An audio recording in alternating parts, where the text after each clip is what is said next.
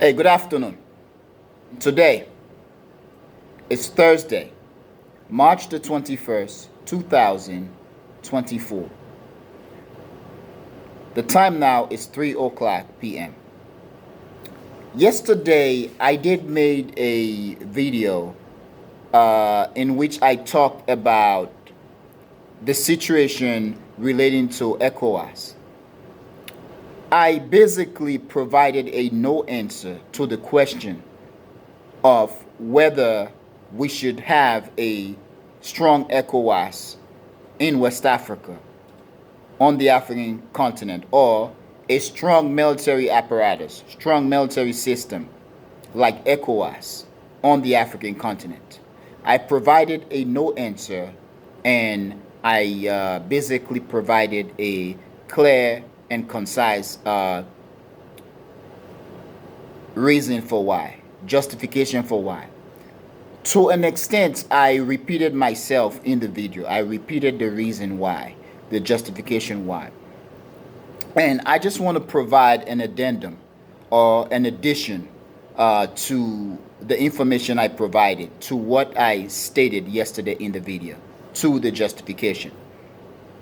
So I stated in the video that as long as Africa, in this case West Africa, as long as our governments remain weak, okay, our institutions on the continent, whether we are talking about financial institutions, economic institutions, social institutions, academic institutions, institutions that should be responsible for providing social safety net, medical institutions, as long as they remain weak, incapable,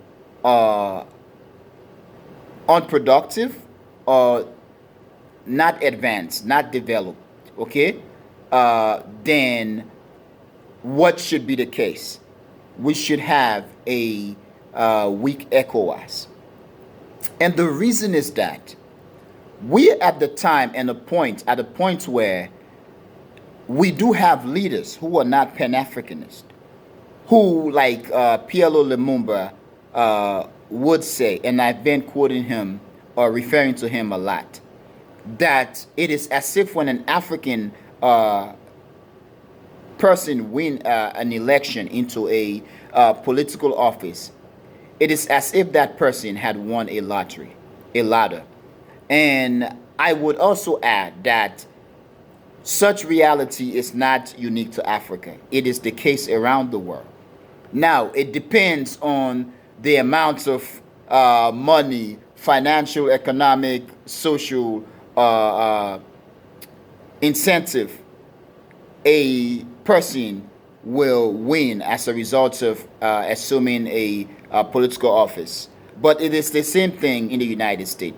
Whether after serving, they go about becoming a board member of some financial, political, economic, or social institutions, or whether they go about writing for the various renowned newspapers in the United States or around the world.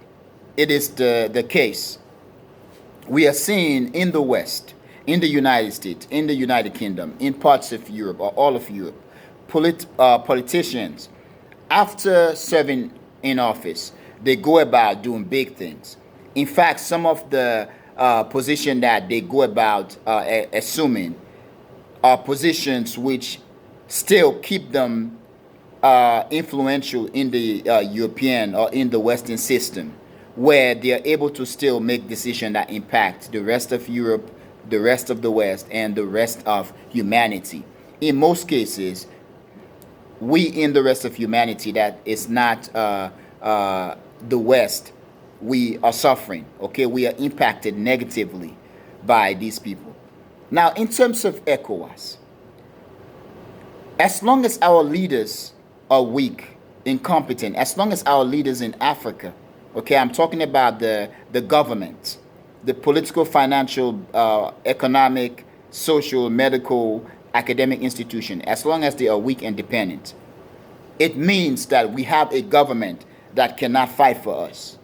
In this case, when a government is incompetent, when a government is occupied by people who are not Pan-Africanist, who are not willing to die for their cause, to die for their people, what happens is the people are stranded, the people suffer, and over time the people say we cannot take it no more, and the people revolt.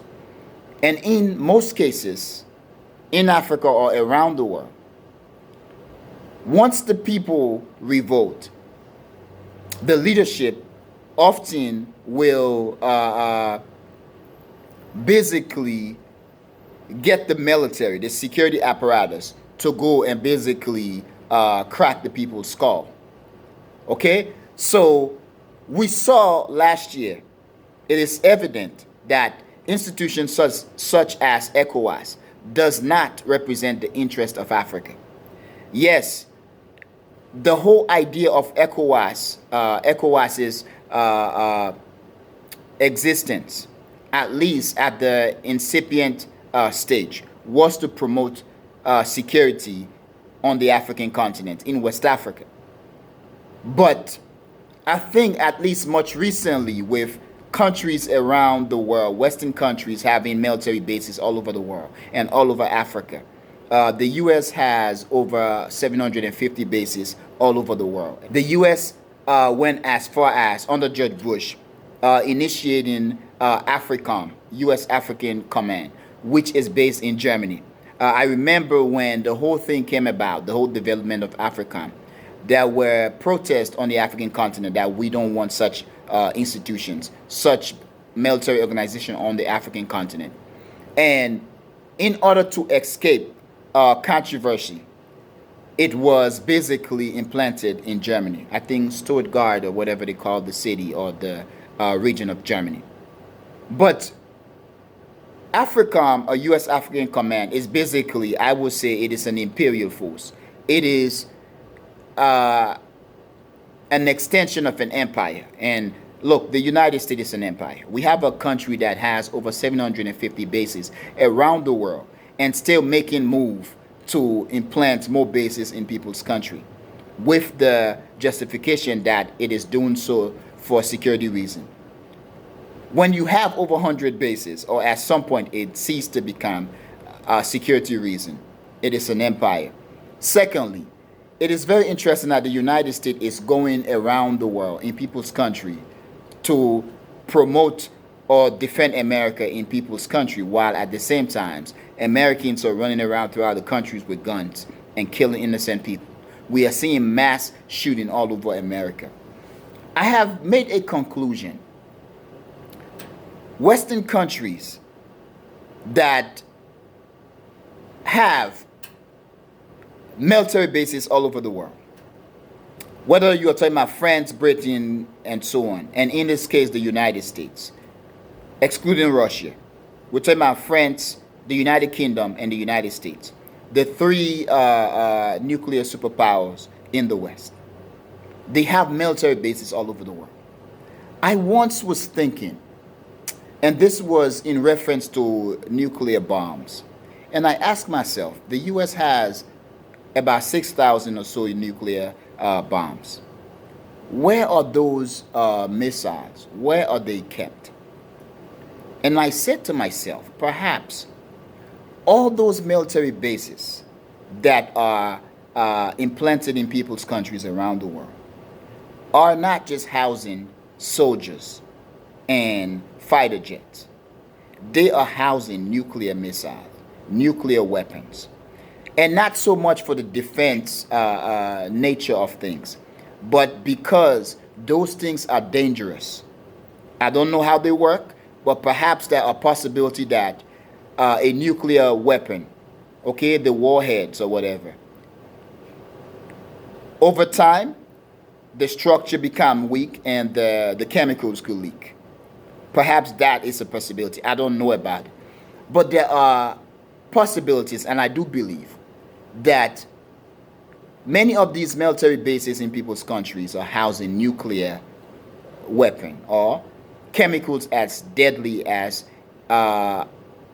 graded uranium for nuclear weapons, and that they cannot keep these chemicals or these dangerous weapons in their own countries, at least in the amounts that they have, because of a risk, because of a risk in terms of the danger that they present. But I want to stress that last year we were able to learn that ECOWAS does not serve the needs of Africa. ECOWAS is an occupational force. ECOWAS is a subjugated force that is used to carry out an activity, a policy that is not beneficial to Africa. We saw how the West were pushing ECOWAS to go into Niger. In this case, ECOWAS is a colonial force. And what we saw during the era of colonialism, we saw military, African military, or Africans in militaries that served under European generals or European officers that went about carrying out atrocities against African people. That's what ECOWAS proved itself to be.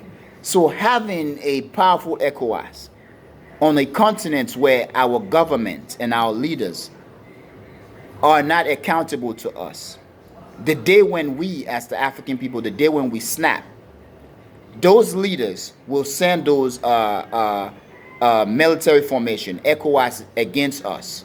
Not so much to protect them, but to carry out the policy of their Western backers or the controllers outside of Africa. Because as much as, what happened in Niger, as much as ECOWAS and African leaders were so much happy to end the coup, or if you will, the revolution in Niger, with the intention or the justification that they are going to end coups in Africa. Not only they were doing that to protect themselves, but if you look at it in the grand scheme of things, it is a policy of the West, the rich and powerful country, France, the United Kingdom, Britain, to keep an Africa that is not agitating. If Niger, the situation in Niger, if it continues, if Niger becomes successful, then that is a precedent that is being set for the rest of Africa. And if the rest of Africa goes the way of Niger, it means that the government throughout Africa, they're going to be taken out. You can have a wave of radicalism on the African continent that will be detrimental to the geopolitical perspective, the geopolitical policy, or the geopolitical advantage of the West. So now we are seeing also the situation in Niger is taking another level, with the Nigerian government, currently military government, demanding that the United States remove its military base or remove its military personnel out of Niger. The U.S. is not going to take it lightly. So the possibility of coup in Niger, of assassination of those leaders in Niger, the possibility of a civil war in Niger is something that Africans must stand up to. Africans must be expected and be willing and ready to prevent. Because I do believe they're going to clamp down on Niger, because not only Niger is demanding that the United States remove its military base and its personnel out of Niger, but Niger has done that to France itself. So the United States is going to carry out an aggression against Niger. France, with its anger right now against Niger, will be all in on the United States aggression in Niger. This is why we do not need a strong ECOWAS. We only need a strong ECOWAS once there are strong African countries, brave African leaders, celebrated and developed African policies of Pan-Africanism, and brave people who are ready and are willing to die to support their people. When we have government that are capable and ready to work together, and at all means, at all costs, by all means, execute to address the well-being of the people. In that case, we have stability and we have an ECOWAS that is stable and strong to maintain domestic African security and stability, as well as fighting the hell out of external forces that want to infiltrate Africa and cause destruction in Africa. But ECOWAS, as it stands, is a threat to any African and all of West Africa, because it doesn't serve the needs of the African people. It serves the needs of outsiders. And in fact, this thing that is being done in Africa, and we see it not just in terms of the individual African countries, but ECOWAS as a whole and other African military apparatus, where they do some partnership, quote unquote, with Western governments, in this case the United States most especially, where, quote unquote, they go and train in Africa. They say they are training African military. First of all, it's very interesting that the guys who are carrying out coups in Africa, in the Sahel region, or they say the coup belt, are guys who were trained in the United States. So to an extent, it's a blowback, and it's very interesting. But also, by having this military engagement with the West or with outside forces, while our political system are weak, our governments are susceptible to any outside intervention and outside influence in a negative way, it is bad for Africa, because in this case, we are developing a military and security system that will serve the needs and the policy of outsiders, outside dominance, outside geopolitical perspective and geopolitical activities that doesn't have nothing to do with Africa, and that will be detrimental by the highest proportion to the African people. So I want to stress that in there. So no, we do not need a strong ECOWAS as long as African governments and presidents and leaders, okay, and officials remain weak. As long as our people are uneducated, as long as they remain uneducated, we do not need a strong ECOWAS. Because on a group of people, an uneducated citizenry, is easy to be destroyed, to be defeated, to be humiliated by their own government or their own security apparatus. We only need an ECOWAS that are radical enough, with people who remember where they came from, remember that they grow up poor, remember that they grew up watching their moms and their dads not even having anything to feed them, remember that their dads oftentimes felt ashamed because as dads they could not provide for their children. We need an ECOWAS that has officials and soldiers that remember when they had to walk bare feet to school, when they slept hungry belly. Those guys are the guys that will say, we will be an African soldier and we will fight for the economic, social, political, geopolitical, financial liberation of African people, and not carry out outside policy against our people. So that's it. I am going to end here. Thank you very much for watching. Peace.